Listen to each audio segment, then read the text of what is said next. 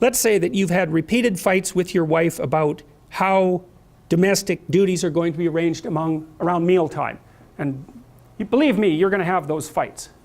And so what's happening is that meal times are unpleasant because there's a war for power going on in the kitchen, right?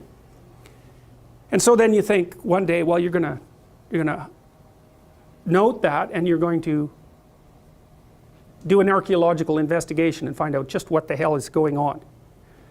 And so you start unpacking the fact that meal times are not pleasant.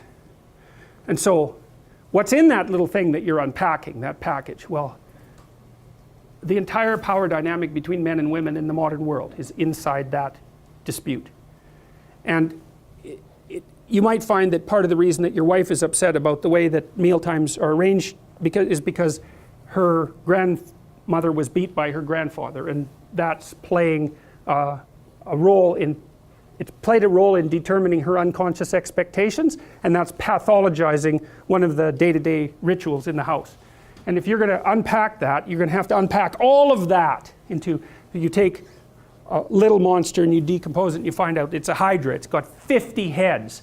And then you have to work through every single one of those. It's really, really difficult. And so it's a container that contains everything. But the thing is, if you unpack it successfully, let's say, and you deal with it, you negotiate a consensus, then all of a sudden you get peace, say, around your meal times, which is a major accomplishment, man, because you have to eat 3 times a day, and it's the center of the household and all of that. So, but the thing is that often, when you're, especially in the context of an intimate relationship, things will emerge that produce discontinuities. And the question is, what should your attitude towards that discontinuity be? Well, you can punish the person for manifesting the discontinuity. That's the tyrannical aspect. Or you can let it take the whole thing apart, and that will happen. I mean, that's often how relationships end, is that a discontinuity emerges, and people get into it, and things go sideways so badly that the whole relationship descends into chaos, and people bail out of it. And so it's no wonder that people want to ignore it. And it's also no wonder that they want to tyrannize it. It's like, quit bothering me with that. Well,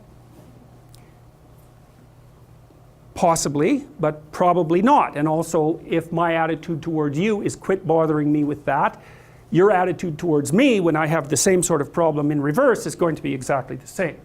And so we're not going to get anywhere with it.